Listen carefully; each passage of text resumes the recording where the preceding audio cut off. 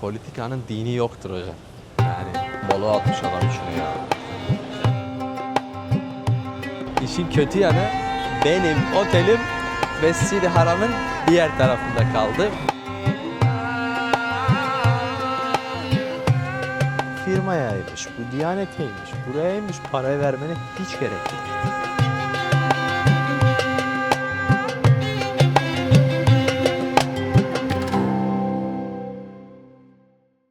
Günaydın arkadaşlar, merhabalar, ne yapıyorsunuz, nasılsınız?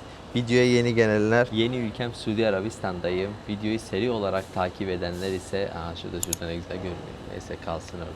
Videoyu seri olarak takip edenler ise Cidde'deydik günlerdir. Şu anda Mekke'ye geçiyoruz. Mekke'ye trenle geçeceğim. Burada da tren hakkında bilgileriniz olsun diye. Çünkü Cidde'den gelirsiniz. Nasıl Mekke'ye geçerim, hatta sonrasındaki günlerde de Mekke'den nasıl Medine'ye geçerim diye size trenle hakkında bilgiler vereceğim. Şimdi Taksim'i çağırayım, tren istasyonuna gideyim. Cidde'de 2 tane tren istasyonu var. Bana havalimanındaki yakın olduğu için ben havalimanındakine gideceğim. Selamünaleyküm. Çok rahat, çok güzel ama pahalı. Where are you from? ايش؟ Where are you from? مسمك Mesmek. مسمك Mesmek. Where is the Mesmek? ايش تبغى؟ Huh? ايش Do تبغى؟ you speak English? نو No. Arabic? اي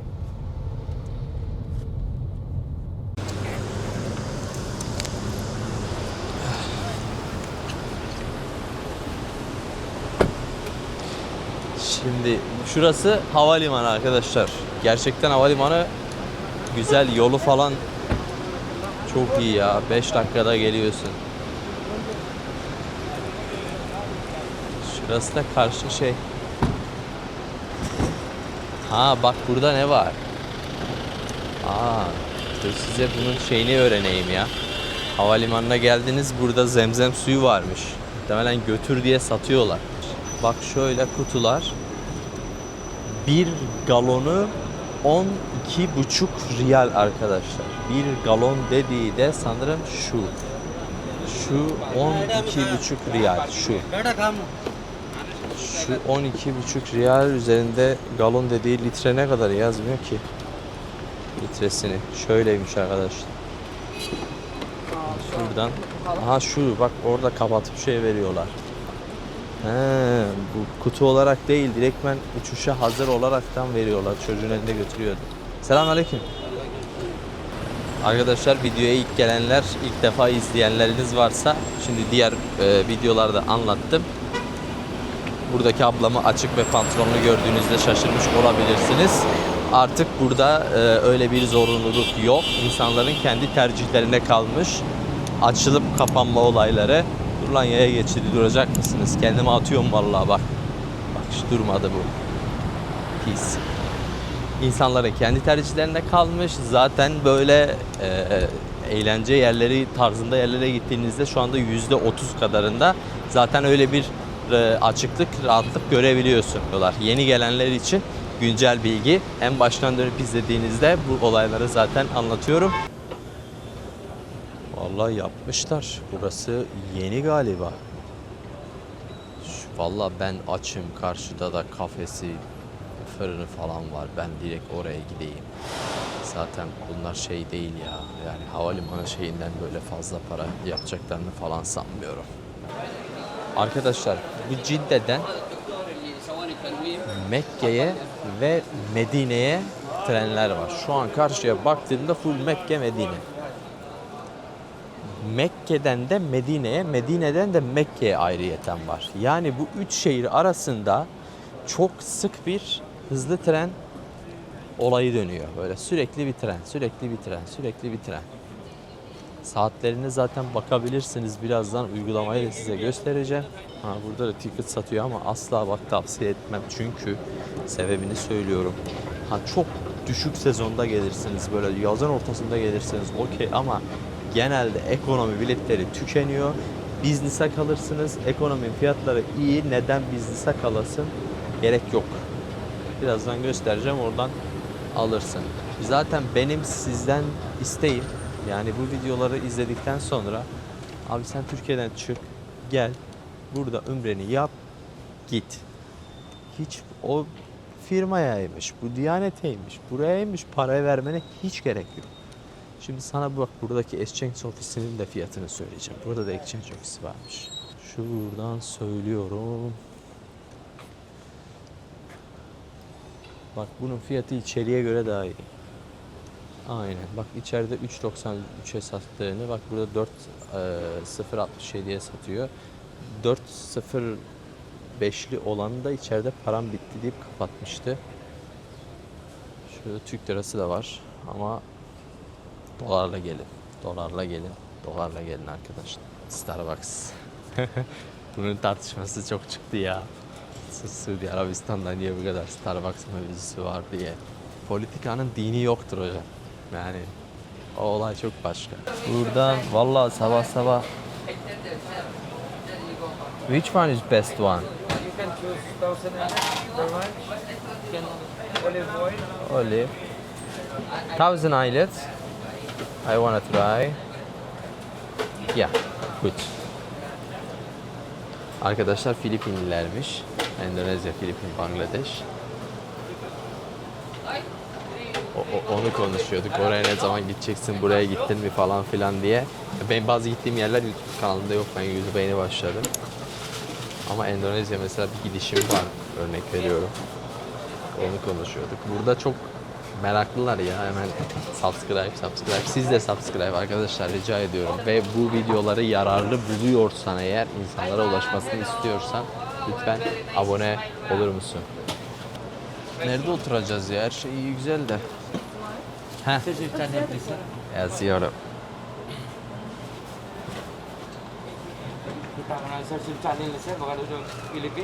Abi çok iyi ya, artık Musa yazınca burada Like and subscribe please guys. Like and subscribe please. Musa yazınca direkt şey çıkıyor. Zeybek olarak çıkıyor.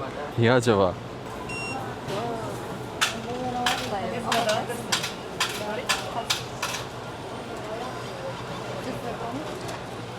$7 mı yapıyor, ne yapıyor? En azından koca ekmek. Have a nice day. Thank you, thank you.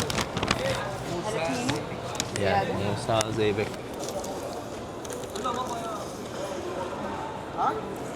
Apple juice.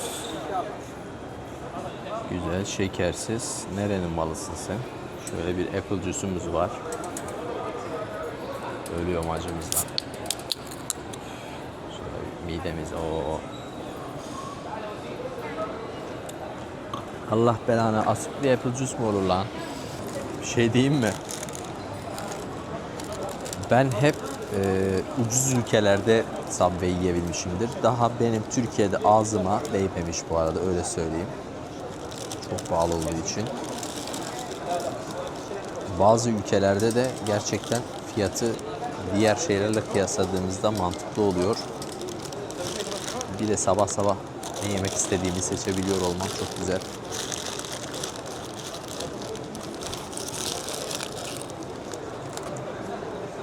Ben bunu yiyeyim, sonra konuşacaklarımız var. Bak, yemek nasıl kafamı çalıştırıyor size şöyle söyleyeyim. Bak buraya oturdum, yemeğimi yiyordum ya, şuraya oturmuştum hemen. Şuraya. Arkamda meğersem ne varmış bak. 15 dakikadır burada oturuyorum. Ben yemekten sonra fark ettim. Abi koca bir akvaryum var. İçinde köpek balığı, kalkan balığı. Bak. Hatta telefonla şimdi zoomlayıp araya koyarım. Bunu görmedim ya. Daha yeni görüyorum. Abi millet bu balıkları görmek için dünyanın parasını veriyor. Akvaryumu izlemeye. Kaç tane bak, şu yukarıda köpek balıkları falan var. Bak kalkan balığı atmış adam içine ya. Kafam anca çalıştı. Geçelim, diğer taraf daha sakin. Şöyle okutuyorum kodumu. Thank you. Geçiyorum rahat rahat. Platform 4. Aa bak burada ayırıyor. Mekke sağ, Medine sol. Şimdi arkadaşlar kısaca önce bir vizeye dönelim. Şimdi bunların altına da ben vizeyi alabileceğiniz devletin sitesinin linkini koyacağım. Oraya kayıt yapıyorsunuz, tamam mı? Kayıt yaptıktan sonra girip de kayıtlarınızı yapıyorsunuz. Çok kolay bir şekilde vize alıyorsunuz ve kartla ödeme yapıyorsunuz. 400 küsür, tam öğrenir, şuraya altına yazarım, unuttum. Riyal olarak alıyor. O anki riyal dolar durumuna göre aslında bunun fiyatı değişiyor. Ben tam aldığımda şu Japonya'nın para kur mevzuları olayında benimki sigorta dahil 107 miydi 110 muydu öyle bir dolar kesti. Çok, yani normalde insanlar 125 falan ödüyormuş. Ben öyle ödedim. Size hangisi denk gelir bilmiyorum. O anki riyalin durumuna göre aslında değişebilen bir şeydir. Riyal ve dolar kuruna göre değişebilen bir şeydir. Siteye kaydınızı yapıyorsunuz. Kaydınızı yaptıktan sonra bilgilerinizi giriyorsunuz. Girdikten sonra ortalama 24 saat içerisinde sizin vizenizi onaylıyorlar. Ama mail geleceğini söylüyor da bana mail gelmedi. Ben girip kendim siteden kontrol ettim. O yüzden siteye ilk bir kayıt oluyorsunuz. Kaydolduktan sonra elinizde bir şifreniz var, en azından girip kontrol edebiliyorsunuz. Şimdi kapıda vize mevzusu da var. Şu anki o kapıda vize mevzusu sürekli değişiyor. Normalde herkes alabiliyor mevzusuydu. Sonra Schengen ve Amerikan vizesi olup kullananlardı. Benim Schengen'im var ama ben online aldım. Neden? Ben havalimanında bilip bilmeyen biri bilmez etmez der ki senin vizen yok, hayır öyle bir şey yok, gidemezsin falan filan diye dönüş yapar. Gerek yok ki İtalya'da gerçekten adam bana dedi senin vizen var mı diye. Hani Avrupa'dan geçiyor olmama rağmen. O yüzden bence online alın. Elinize alın, kafanız kulağınız rahat olsun. Bir yıl içerisinde 90 gün kalabileceğin vize veriyorlar sana. Yani bunu ödüyorsun, sonra bir yıllık bir vizen var. İstediğin kadar gel. Toplamda 90 gün kalabiliyorsun. Onu aldın. Cidde'de havalimanındaki uçuşlar daha uygun oluyor bu arada. Bazen de Medine'ye kampanya olabilir. Öyle söyleyeyim. Buranın uçak biletini çok araştırdım. Ben yemek fiyatına uçak bileti aldım arkadaşlar. Tek uçuş İtalya'dan Cidde'ye 54 dolara geldim. Cidde'den İtalya'ya 54 dolara gideceğim. Benim gidiş geliş biletim 108 dolar arkadaşlar. Öyle söyleyeyim size. Benimki çok uygun. Yani Avrupa'dan gerçekten inanılmaz uygun biletler var. 54 dolar ne demek ya? Ya gerçek İtalya'da hani 2 kere pizza yediğinde o para bitiyor. Yemek parasına bilet alıyorsun. Benimki öyle bir şeydi. Cidde'deki otelim 15 dolar. Şimdi gideceğim Mekke'de bugün göreceksiniz. Onun da fiyatı 20 dolar. Bu sezon durumuna göre değişken bir şeydir otel fiyatları. Bir de ben 1,5 ay öncesinden yerlerimi ayırttım bu arada. Gelelim. Sen geldin Cidde'ye. Cidde'ye geldikten sonra tren kullanaraktan Mekke'ye, Medine'ye, ondan sonra Medine'den Mekke'ye ya da Mekke'den Medine'ye nereye geçmek istersen. Trenin buraya uygulamasını size yazacağım. Yazdıktan sonra şöyle bir uygulamaya giriyorsunuz. Buna da kaydınızı yapıyorsunuz. Yarım saatte bir, bazen bir saatte bir, 1,5 saatte bir sürekli tren var. Ama yüksek sezonlarda ekonomi biletleri bitiyor arkadaşlar.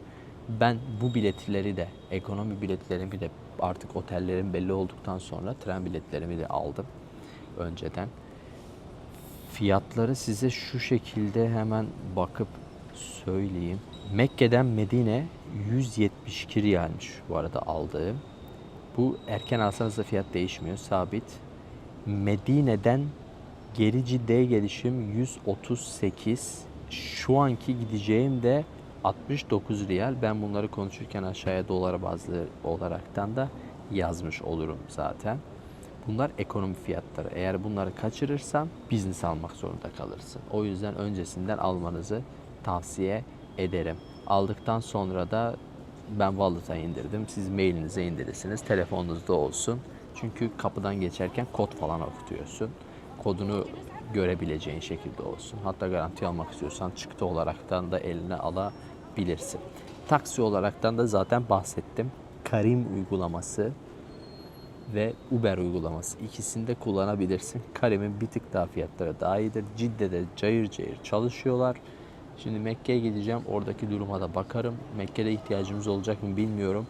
Benim otelim Mescid-i Haram'ın yanındadır, yürüme mesafesidir ve 20 dolardır arkadaşlar. Otelin durumuna da gideceğiz, bakacağız. Bugün göreceğiz. Ben de sizle birlikte göreceğim. Bu şekilde bir bilgilendirme. Dediğim gibi Suudi Arabistan serisinin tamamını zaten izlersen küçük her yerde detaylı bilgilendirme veriyorum. Yani bu seriyi bitirdikten sonra Türkiye'den biletini, vizeni al, gel, her şeyini çatır yaparsın. Öyle söyleyeyim. Onu yapabilecek bir konsept de oluşturuyorum. Yani paradan, sim kartı bu arada evet merkezde var ama gerçekten detaylı her yerde yok. Bir de çok büyük bir yerde havalimanından halletmenizi tavsiye ederim. Normalde asla havalimanından sim kart almayı tavsiye etmiyorum. Burada alabilirsiniz, dışarıda çünkü hani çıktığınızda X bir ülkede olduğumuzda çıktığımızda rahatça bulabileceğimiz bir şey oluyor. Burası öyle bir yer değil. Havalimanından alın. Para bozdurmayı da havalimanında yapabilirsiniz ama dolarla gelin. Dışarının fiyatını da gördüm. Buranın da gördüm. Şimdi tren istasyonunu da gördüm. Euro'nun fiyatı çok kötü. Sanırım bu devletin Amerika'yla bağları çok kuvvetli olduğu için çok değişken olmuyor. Petrolü dolar bazlı sattıklarını muhtemelen dolar bazlı satıyorlardır. Çok değişken bir şey, çok ölü bir fiyatta olmuyor ama Euro hem çok oynakmış hem de normal fiyatı değil. Yani %2-3 bir zarar ediyorsunuz. Şimdi diyeceksin ki %2-3 çok mu bir şey abi? Çok bir şey ya. Yani totale baktığında bir taksi paranı bile çıkarıyorsan ne gerek var? Kendini kandırtıyorsun. Unuttuğun bir şey olursa, atladığın bir şey olursa videoların altına bana soru sorabilirsiniz. Instagram'dan bana ulaşabilirsiniz. Ben elimden geldiğince, şimdi belki Suudi Arabistan videolarında beni ilk defa izliyorsundur ama diğer ülkelerde vizelerinde elimden geldiğince, uğraşabildiğince insanlara ben yardım etmek için uğraşıyorum. Sizle de uğraşırım. Elimden geldiğince cevaplarım, yaşadığım, ettiğim, bildiğim bilgileri. Öyle söyleyeyim.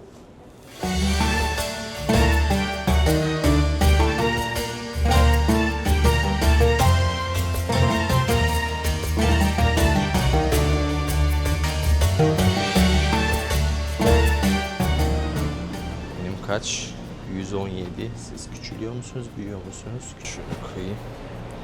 Şöyle treni gezdireyim size arkadaşlar. Kalkmadan. Bak şurası kafeterya. Bak business class nasıl? Business class böyle. Bir de sanırım bunlara yemek dahil ya. Şöyle. Bu kadar.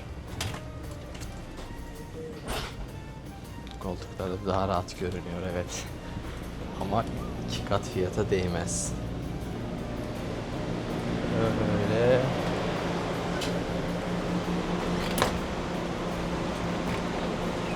Tuvalette böyle.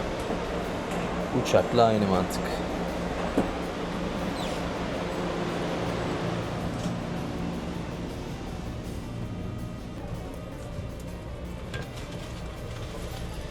Şimdi arkadaşlar, hazır konusu açılmışken ben size şöyle bir şeyden bahsedeyim. Hep dünden beri bahsedeceğim bir türlü bahsedemedim. Şimdi geldik, gezdik, gördük. İyi, hoş, güzel. Şimdi bu adamlar değişimi istiyor. Bu adamlar niye değişim istiyor? Şöyle bir şey anlatayım ben size. Şu anda Suudi Arabistan Krallığı çok uzun uzadıya bir krallık değil. Yani 1932'de bu krallık kuruluyor. O zamanki kral Abdülaziz, şu ankinin adı Abdülaziz bu arada. Abdülaziz 4 farklı yerdeki El Nahsa, Asir, Necid bir de Hicaz'ı hepsini birleştirip Suudi Arabistan Krallığı'nı kuruyor. 1932'de krallık o zaman kuruluyor. O zaman tabii ki böyle bir zenginlik yok. Çünkü petrol 1938'de bulunuyor.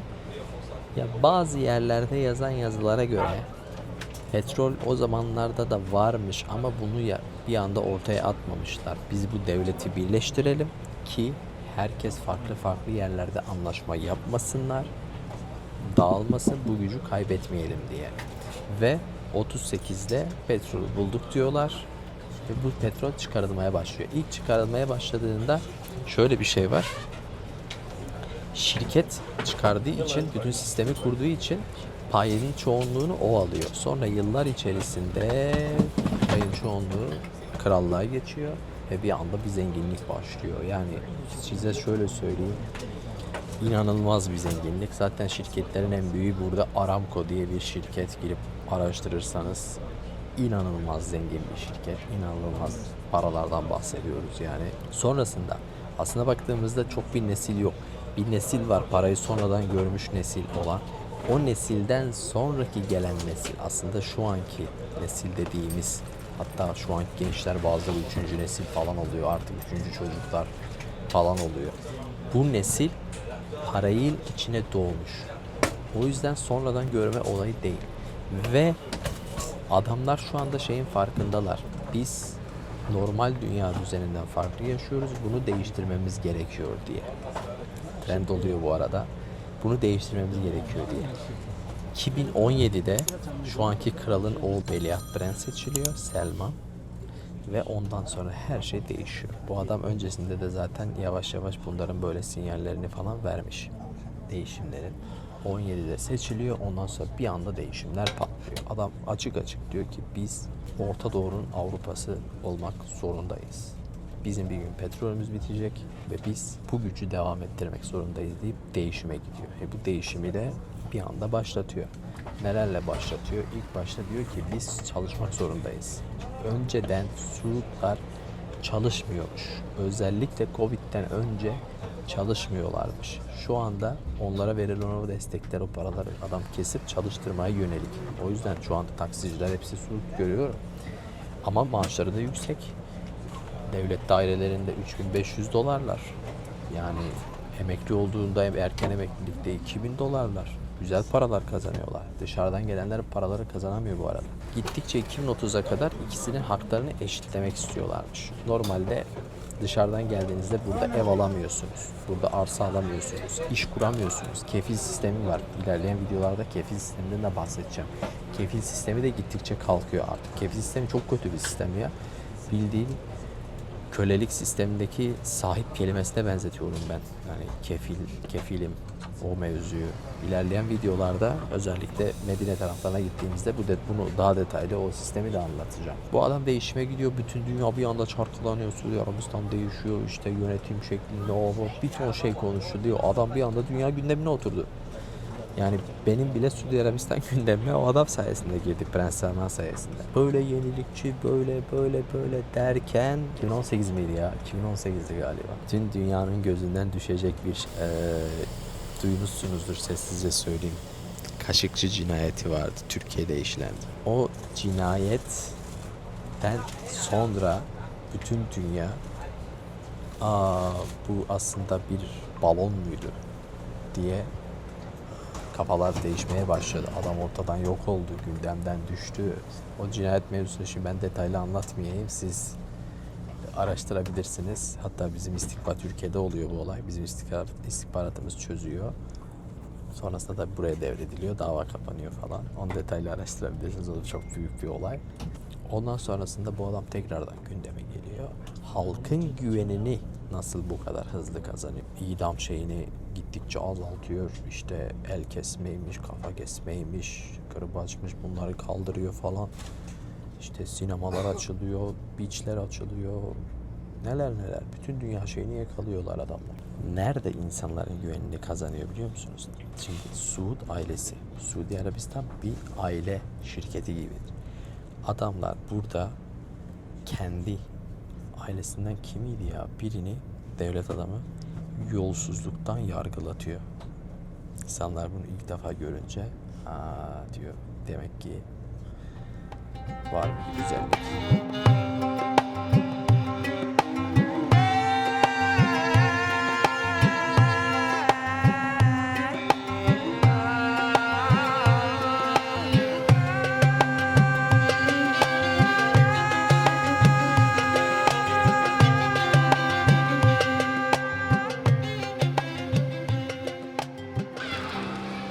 Çok sıcaktı orası. Trenden indiğimiz yer böyle kapalı, üstü falan kapalı, güneş vuruyor, içerisi fırın olmuş. Çok fenaydı. Bak şurada tek yazıyor Haram Shuttle servis diye. Niye Haram bölgesine gidiyorum? Benim otelim oraya böyle 1,5 kilometre mesafede. buradan oraya takside gideceğime harama giderim. Oradan da bakarım yürünüyor mu ne vardır diye. Onu öyle yaparım. Adam da yok ki sorayım. Selamun aleyküm. Yeah. How much? 8. Ha buradan alıyoruz. Mescid-i Haram. 8 riyalmiş arkadaşlar.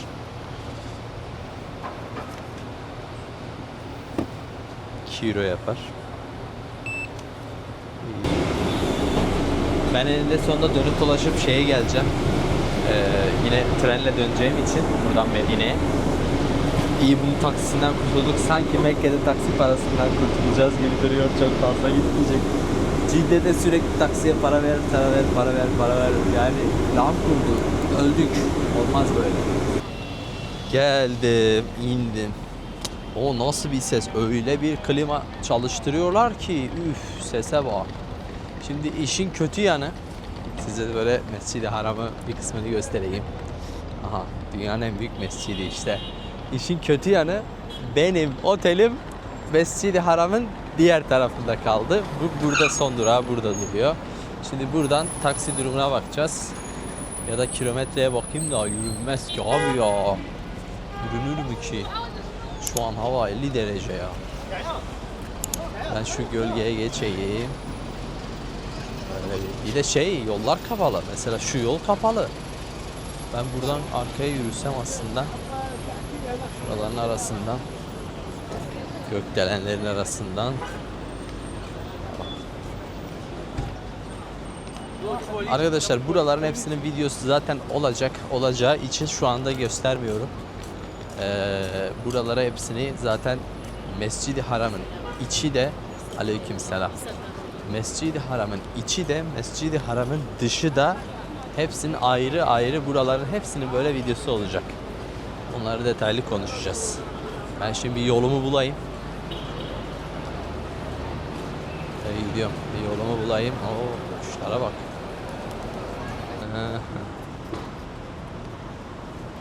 Allah Allah. 2 yıldızlı otelde biraz 2 yıldızdan fazla düşüyor. Selamun aleyküm. Resepsiyon. Şöyle bir otel.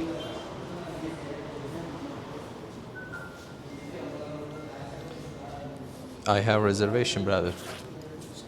Hoş bulduk. Nasılsın? Ha, ne kadar Türkçe biliyorsun? Türkçe biliyor musun? Biraz. Çok Türk geliyor. Sen de öğrendin değil mi?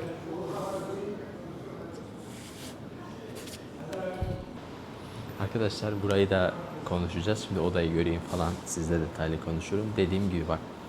Ben öncesinden rezervasyon yaptım. Hatta şu an baktığımda fiyatlar yüksek görünüyor falan. Öncesinden rezervasyon yaptım. Ya bunu böyle planlayın. 5 ay öncesinden, 4 ay öncesinden falan planlayın. Ama benim nacizane tavsiyem sezon dışında gelin. Mesela Eylül iyi. Burada bakınca açık havaya adamlar soğutmuşlar. Tamam sıcak olur ama şimdi akşamını da göreceğiz. Ötüyor ya. Ses yapmayın hocam.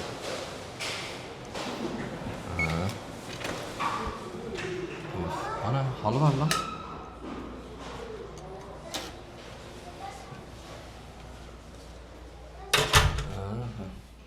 Klimayı açın. Oha.